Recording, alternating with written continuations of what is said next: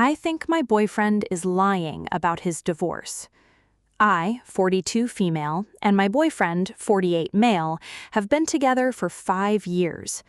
We met online, something I had never thought I would try, but at the time I had been single for many years, and my sister had recommended it to me. I was reluctant at first. She kept telling me how she had found many dates through this website and that it would be perfect for me as I'm always busy working, so I could just use it in my free time or only when I felt like it. Anyway, one night over dinner, she told me about this man she had recently met through the website and how perfect he was for her and how she could see a future with him. So I gave in. I gave it a try, not expecting to actually find someone, but when I matched with Carl, we hit it off instantly. He was so funny and charming, so we exchanged numbers and then agreed to meet for coffee the following week. When we met for coffee that day, Carl told me that he had just gotten a divorce from his wife, 46 female, of many years, who he has one daughter, 25 female, with. I was fine with this. I'm not really the jealous type of person, and he had assured me that he was ready to move on and that their relationship had been dying for ages. The first date went well, and after a few more successful dates, he asked me to be his girlfriend. I was over the moon as I really liked Carl. I have always been very passionate about my work. I'm a nurse, so my job is very demanding and intensive, which means I work most nights during the week. But still, I wouldn't change it for the world. I thought this may be a problem with Carl when we first started dating, as I wouldn't be available most nights, and during the day after working a shift, I would be catching up on sleep, and therefore not available to see him or talk to him. However, this was not the case. Carl thought it was perfect, as he told me that he had a very busy schedule too, with his work, business appointments, and making time to see his daughter. Carl told me that he was always free on Tuesdays, which happened to align perfectly with my work schedule, as I didn't work on Monday or Tuesday nights. He started coming to my house every single Tuesday, pretty much every single week since, and that was 5 years ago. Here's where it starts to get a little bit weird, though. Since we agreed to see each other on Tuesdays, Carl has come to my house every single Tuesday, 11 a.m. to 3 p.m., but refuses to see me any other day and out of that time frame. He has always arrived perfectly on time at 11 a.m. and always left promptly at 3 p.m., no exceptions. As well as this, every single time he comes over, he brings this tiny, dirty chihuahua along with him. Well, last week, I found out that this dog he has been bringing belongs to his ex-wife. His excuse for this was that he likes taking the dog on walks and they do 10 miles of walking every day together, but he works too much to commit to getting a dog for himself. I found this to be really odd, but I didn't question him about it any further. I know 10 miles might seem like a lot to walk the dog every day, and to be honest, I don't quite believe it myself, but I know that he does walk the dog regularly, as every Wednesday and Thursday he calls me whilst he walks the dog. This is always between 4 p.m. and 6:30 p.m., with, again, no exceptions. He always ends the call at exactly 6:30 p.m. and always calls at exactly 4. Anyways, a couple years ago, I got the dreaded call that my dad died. I was absolutely distraught as he was my biggest supporter and was always there for me.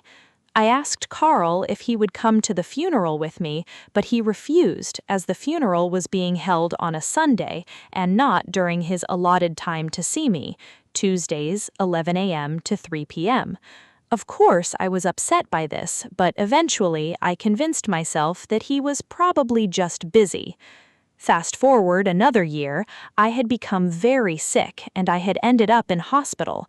It was so serious that the doctors had told me I would have died had I have waited another day to seek medical help. I called Carl in despair and asked if he would bring me some clothes I had at home and drop them off at the hospital. Carl refused because I had asked him on a Saturday and not on a Tuesday. I was in so much pain. I was in the hospital for months. I constantly begged Carl to see me, and again he refused unless it was on a Tuesday at 11 a.m. to 3 p.m. The final reason that made me think my boyfriend may be cheating on me with his ex-wife was last month at his daughter's wedding. The wedding was to be held in Italy, and the plan was for Carl and his ex-wife to fly out there 4 days before the wedding, and for me to fly out by myself a day before.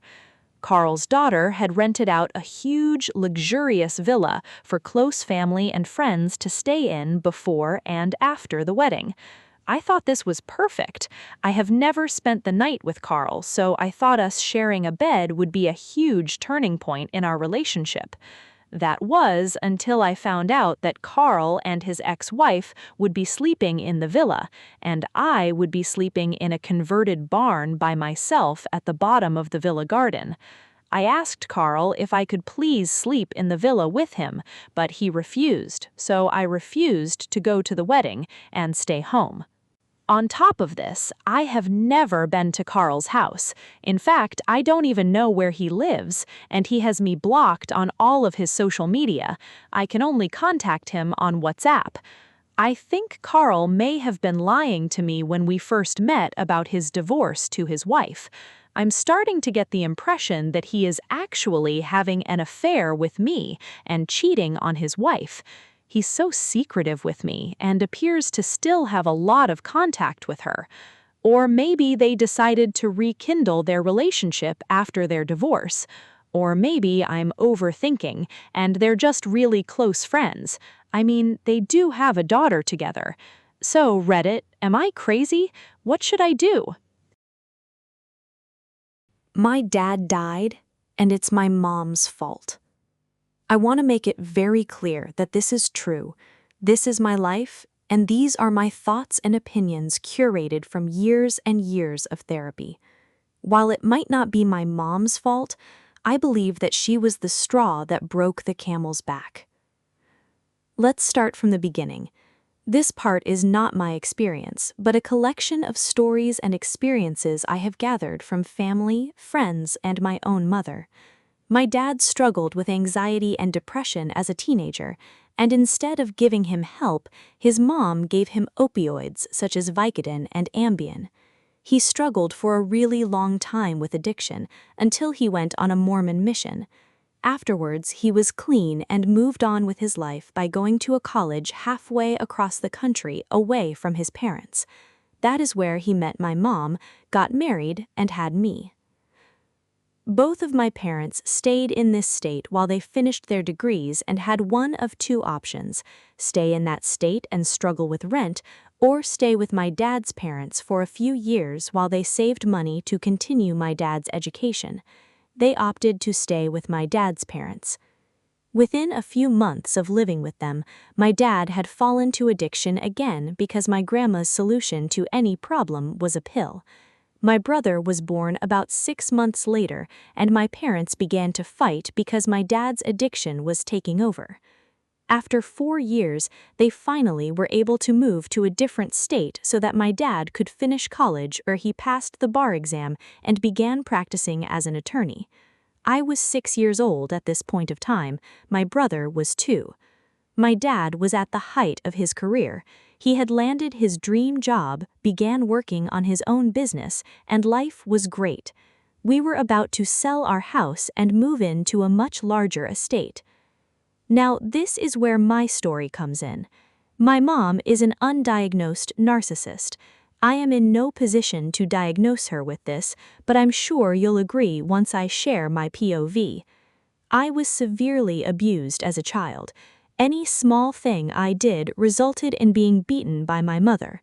One of the most prominent memories I have was when I had silver caps on my teeth at around 6-7 years old, and I used to squeak them unconsciously. Whenever I would squeak them by rubbing my teeth together, she would strip me naked, beat me until I was bruised all over, and then make me wear turtlenecks at school until the bruising went away to avoid questions. I could go on and on about the amount of abuse I endured, but let me continue from my dad's height of career. At 13 years old, we were able to afford tickets to our state's basketball games weekly, second row from the front, VIP experience. We would often enjoy these games with my dad's boss and his family. The boss had an attractive son my age, and my mom was extremely invested in us becoming an item. As a 13-year-old whose mom had not supported her in any endeavor and is now being supported in this, I was excited but cautious. It wasn't weird to me at the time, but I was to report any text messages this boy had sent me to my mom. Lo and behold, my mom was actively using our messages as a way to see if his dad was cheating on my mom with his wife. My dad had found out about her affair and decided to put a tracker on her car, and that was how he confirmed it and how often she was doing this. Before my dad confronted my mom, he reported his boss to HR, got him fired, and continued to work until he was bullied relentlessly at work because everyone loved the boss. In response, his performance declined and he was fired. He filed for wrongful termination and won. During all of this, he confronted my mom, which turned into a whirlwind of constant fighting, threats from her side and broken doors, holes punched in the wall, and my mom calling the police and claiming my dad was abusive. He was not. If my mom could not take out her frustrations and anger on my dad, she took it out on me, which resulted in my first time trying to unalive myself. After 3 years of my dad trying to get himself back on his feet whilst drowning in his pill addiction that has worsened because of my mom's verbal abuse and affairs, they decided it was the perfect time to have another child, my baby sister. I was 16 when she was born. My mom basically handed her off to my dad and did not care to raise her or help. My dad was the one who got up in the middle of the night to feed her, bathed her daily. He just did the best he could while my mom locked herself in her room scrolling on Facebook. My dad had been jailed 8 times during this period because my mom wanted to destroy his reputation. The police knew our house well. After a while, my dad couldn't find a job due to his record and spiraled even deeper into his addiction. He was drowning and my mother was pushing his head under the water. The straw that broke the camel's back was when my mom became pregnant, and in an effort to cover it up, she convinced my dad to have relations with her after them not touching each other for 3 years, and it worked until my baby sister was born 3 months premature as a healthy, bouncy baby. My dad secretly got a paternity test and found out she was not his. My dad had never planned to tell me or my brother, but at this time I was 20 years old and was my dad's sponsor to help him with his addiction. I remember the call vividly. My dad was kicked out of the house for a week at this point and living in a shitty motel when he called me and said he was struggling, so I instantly got in my car and drove to him. I took him out for some food when he broke down and told me what had happened. I was furious. I finally understood why my dad struggled so hard with addiction, because my mom would not allow him to heal, because she took away everything he had worked so hard for. She even convinced me at some points that my dad was a bad person for all of this, for his addiction. All the while, I had not known anything about what my mom was doing to him. He had kept it all to himself because he did not want me and my siblings to hate my mom. Something that I will not ever fail to mention is how good of a dad he was even in his darkest moments. My dad was the one who would set up all the decorations for holidays, who celebrated the hardest on birthdays and occasions, who supported his kids the most on their accomplishments. Where my mom lacked, my dad stepped in. While I don't agree with his addictions, he tried his hardest to hide them from his kids. It was actually my mom who would point them out and talk badly about my dad every chance she got. But after finding out my baby sister was not my dad's, and seeing my dad absolutely torn to pieces, something broke inside me too. all the years that he had kept my mom's abuse secret, he was dealing with this all on his own to protect us. My mom did the same thing with this little girl as she did with my other sister. She had no interest in raising her. She didn't even breastfeed her from day one of getting home from the hospital. My mom just handed her off to my dad. At this point, my dad was at the worst he had ever been and was rapidly declining. His addiction was catching up to him, and he was resuscitated 4 times over the course of 4 years. Over these 4 years, my mother was openly in a relationship with my baby sister's dad and rubbed it in his face. It became this vicious cycle of abuse. She would come home from visiting her baby daddy, my dad would get upset, she would explode on him, and then he would lock himself in his room and get high off his pills because he had no other way of dealing with this kind of pain. My dad loved my baby sister with every ounce of his being. He constantly would say that she is his daughter no matter where she came from or how she came to be. There was no doubt in his mind that this little girl was sent here for him to love unconditionally. At this point, my mom didn't give a flying F who knew about her affair or not, and this guy she was with was also married with 8 kids. His wife knew and also tried to adopt my baby sister. What the F? My dad didn't want a divorce because he still loved my mom. He loved her so deeply that it didn't matter how much she hurt him. He loved her because she gave him his children. Because he wasn't able to express that love to her, he poured it into us. And it hurts me to this day that he did that. His little family was everything to him. He died after a fight with my mom. He overdosed on his pills. And I know that it's his fault for self-medicating like that, but the abuse is what drove him to this. My mom did this to him. And I get so angry about it because he was okay before my baby sister was born, but my mom had sucked the life out of him. I watched him slowly wither away over 4 years because of the way my mom was treating him. 2 weeks before my dad died, my mom called me to tell me her elaborate scheme of how she was going to leave my dad and marry a rich guy and we would all be fine. I got so upset with my mom, I yelled at her. And then the day my dad died, hours after he had died, she began telling me about it again and I screamed at her. I screamed everything I had bottled up for years. The only reason I keep a relationship with her now is because I am terrified she will take my sisters away from me because they're still minors.